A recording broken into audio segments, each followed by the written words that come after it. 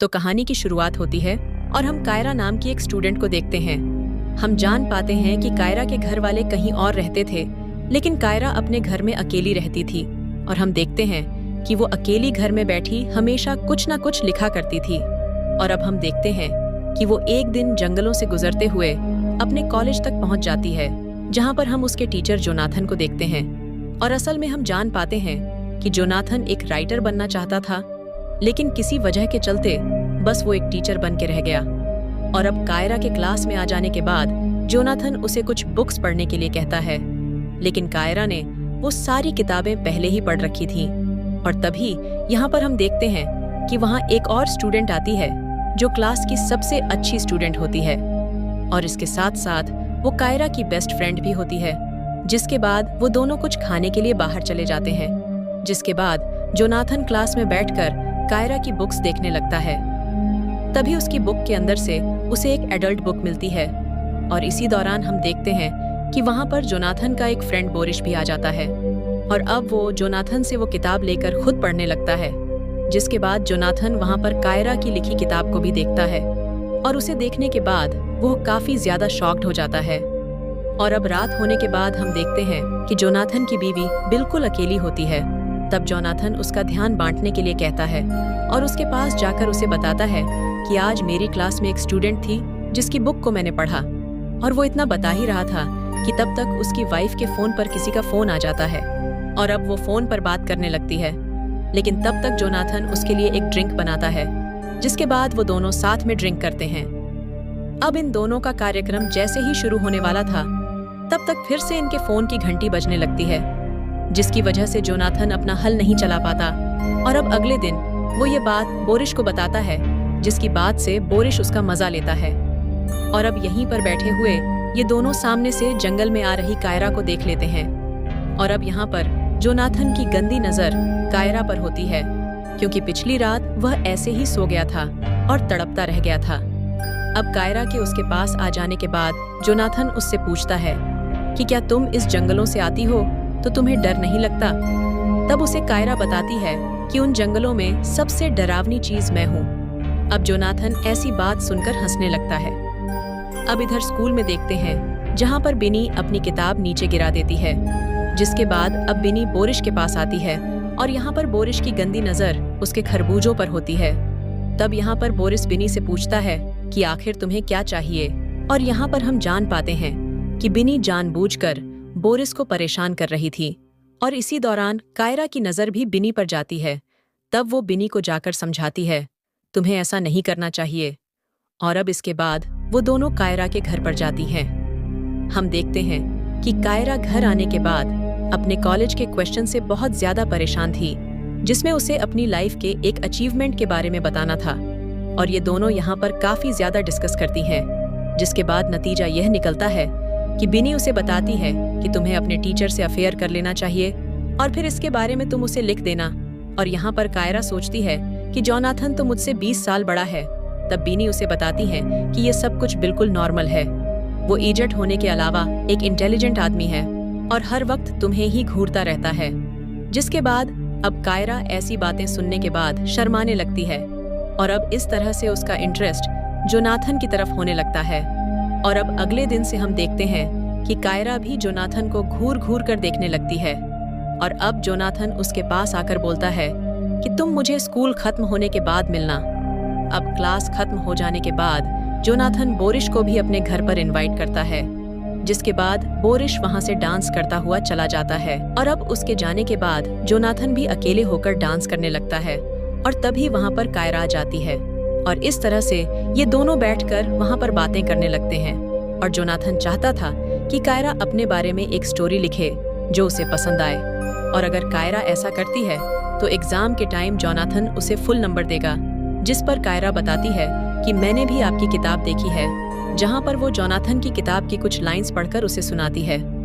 जिसे सुनने के बाद जोनाथन उसे एक हफ्ते बाद अपनी जगह पर बुलाता है, जहां पर वो उसके साइंस के बारे में डिस्कस करेगा।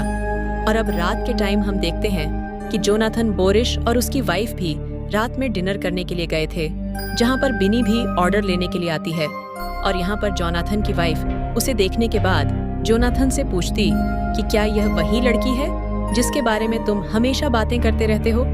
तब जोनाथन बताता है कि नहीं, यह वह नहीं है, बल्कि उसका नाम कायरा है।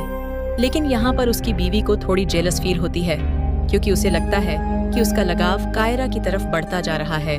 जिसके बाद उसकी वाइफ जोनाथन की वहाँ पर बेइज्जती करने लगती है और यहाँ पर वो उसे बताती है कि तुम में अब राइटर वाली बात नहीं रही। और अब वीकेंड के टाइम हम कायरा को देखते हैं, जो जोनाथन की बताई हुई जगह पर पहुंच जाती है, जहाँ पर जोनाथन भी कायरा के पीछे से आकर उसके अगल बगल बैठ जाता है। तभी यहाँ पर एक आदमी खड़े होकर एक पोयम पढ़ने लगता है, जिसे सारे लोग ध्यान से सुन रहे होते हैं। और इस दौरान कायरा जोनाथन को देखी जा रही थी और अब बाहर जाने के बाद कायरा एक सिगरेट जलाती है और इस तरह से ये दोनों सिगरेट पीने लगते हैं। और अब अगले सीन में हम देखते हैं कि कायरा जोनाथन के सामने एकदम हॉट ड्रेस पहनकर आती है और जब बोरिस ने इस ड्रेस के बारे में पूछा तो कायरा ने कोई जवाब नहीं दिया।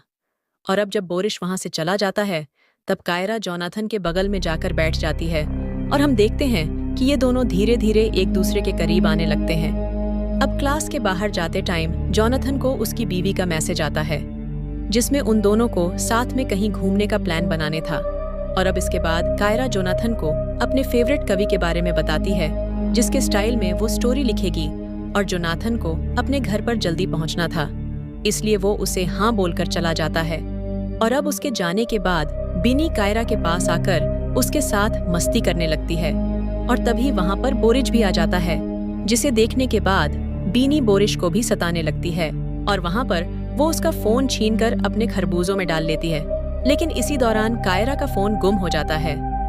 अब दूसरी तरफ हम देखते हैं कि जोनाथन का अपनी वाइफ के साथ जाने का प्लान भी कैंसिल हो जाता है, क्योंकि उसकी वाइफ अपने काम में काफी ज्यादा बिजी हो जाती है।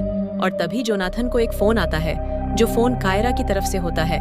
और यहाँ पर हम जान पाते हैं कि जोनाथन गलती से कारो का फोन अपने साथ लेकर आ गया था।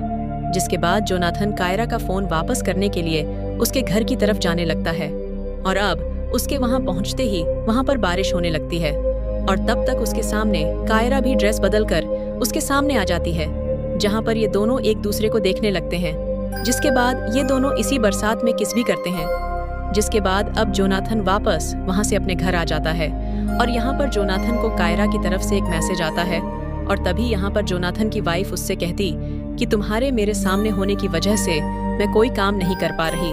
जिसके बाद जोनाथन वहां से उठकर एक छोटे से केबिन में चला जाता है। अब इसके बाद हम देखते हैं कि जोनाथन वहां पर बैठकर कारों की भेजी हुई स्टोरी रीड करने लगता है और उसे पढ़ने के बाद उसे पता चलता है कि ये स्टोरी कोई नॉर्मल स्टोरी नहीं है, बल्कि ये इन दोनों की कहानी है। और अब अगले दिन क्लास में जब जोनाथन आता है तब वहाँ कायरा के आने के बाद वो उसे पुराने तरीके से नहीं बुलाता। तब कायरा से पूछती कि आखिर क्या हुआ, आप इस तरह से क्यों बात कर रहे हैं। तब यहाँ पर जोनाथन उसे बताता कि मुझे तुम्हारी भेजी हुई स्टोरी पसंद नहीं आई, क्योंकि उसमें बहुत ज्यादा गलत बातें हैं। तब कायरा ने उसे बताया कि इस स्टोरी में हम दोनों के बारे में लिखा है, लेकिन जोनाथन उसे साफ साफ बता देता है कि हमारी तरफ से ऐसा कुछ भी नहीं है और हमारा रिश्ता बस एक टीचर और स्टूडेंट का है। और ये सुनने के बाद कायरा का दिल टूट जाता है। तब उसे जोनाथन कहता है कि तुम स्टोरी दोबारा से लिखो, नहीं तो मैं तुम्हें फेल ही कर दूंगा। और यहाँ पर कायरा उसे बताती है कि मेरी कहानी बिल्कुल परफेक्ट है, क्योंकि जो तुम नहीं लिख पाए वो मैंने लिख दिया। जिसके बाद कायरा कहती है कि अगर तुम में दम है तो मुझे फेल करके दिखाओ। और अब कायरा यहाँ से रोती हुई घर जाती है और बिनी के साथ मिलकर ड्रिंक करने लगती है। और दूसरी तरफ हम देखते हैं कि जोनाथन भी इस बात को लेकर काफी परेशान होता है। और अब यहाँ पर उसकी वाइफ के पूछने के बाद जोनाथन उसे उसकी स्टोरी सुनाता है, जो कि कायरा ने लिखकर उसे दी थी। अब स्टोरी के बारे में सुनकर उसकी वाइफ रोमांटिक हो जाती है और इसी दौरान वहाँ पर बोरिस भी आ जाता है। और दूसरी तरफ हम देखते हैं कि कायरा और बिनी बैठकर बात कर रहे थे और ड्रिंक भी। यहाँ पर कायरा अपनी फ्रेंड को बताती है कि बस जोनाथन उसके करीब आने का दिखावा कर रहा था। अब कायरा अपना ध्यान भटकाने के लिए कहती है कि बिनी तुम बोरिस को मैसेज करो। जिसके बाद बिनी बोरिस को परेशान करने लगती है, लेकिन यहाँ पर बिनी की बातों से बोरिस पर कोई भी फर्क नहीं पड़ रहा था।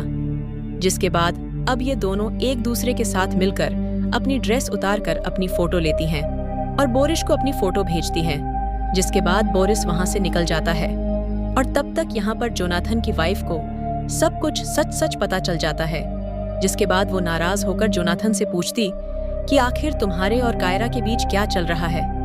लेकिन इस बात का कोई भी जवाब देने से जोनाथन साफ मना कर देता है। और अब अगले दिन हम देखते हैं कि कायरो और जोनाथन प्रिंसिपल के सामने होते हैं और यहाँ पर प्रिंसिपल उनके बीच के संबंध के बारे में पूछने लगती है। यहाँ पर कायरो साफ साफ प्रिंसिपल को बताती है कि जोनाथन ने उसे एक स्टोरी लिखने के लिए दी थी, जिसके बाद हमने एक नई कहानी बनाने की कोशिश की और इस तरह से हमने साथ में सिगरेट पी और साथ में चुंबन भी किए और एक दूसरे के साथ ज्यादा से ज्यादा रहने की कोशिश भी करते थे। और इस बात का जवाब देने की जब जोनाथन की बारी आई तब वो इस बात के लिए हिचकिचा रहा है, जिसके बाद प्रिंसिपल सब समझ जाती हैं, जिसके बाद जोनाथन को स्कूल से निकाल देती हैं। और अब स्कूल से बाहर निकलने के बाद जोनाथन से बोरिश मिलता है और यहाँ पर वो उसे बताता है कि तुम्हें अपनी लिमिट में रहना चाहिए था। और यहाँ पर बोरिस जोनाथन से पूछता है कि क्या तुमने सच में कायरा के साथ कुछ किया था? तो जोनाथन फिर से मना कर देता है। और अब घर जाने के बाद उसकी बीवी भी उससे पूछती कि क्या तुम्हारे दिल में कायरा के लिए कोई फीलिंग है? लेकिन इस बात पर भी जोनाथन कुछ नहीं बोलता और यहाँ पर ये दोनों एक दूसरे के साथ जोरदार बहस करने लगते हैं और एक दूसरे की कमियां गिनवाने लगाते हैं। और बात यहाँ तक पड़ जाती है कि जोनाथन की वाइफ उसे डिवोर्स लेने की बात करने लगती है और दूसरी तरफ हम देखते हैं कि बिनी कायरा से मिलती है और उससे कहती है, तुमने जो कुछ भी जोनाथन के साथ किया वो बहुत गलत है। लेकिन इस बात से कायरा को कोई भी फर्क नहीं पड़ता और असल में वो अब जोनाथन से बदला लेना चाहती थी और कायरा ने इन सब चीजों को अपनी ग्रेटेस्ट अचीवमेंट में रखा, जिस पर वो कहती है कि जोनाथन के पास अब ना ही उसकी नौकरी है ना ही उसकी बीवी और अकेले अब जोनाथन कुछ भी नहीं कर सकता। और इसी को दिखाते हुए इस कहानी का यहीं पर एंड हो जाता है।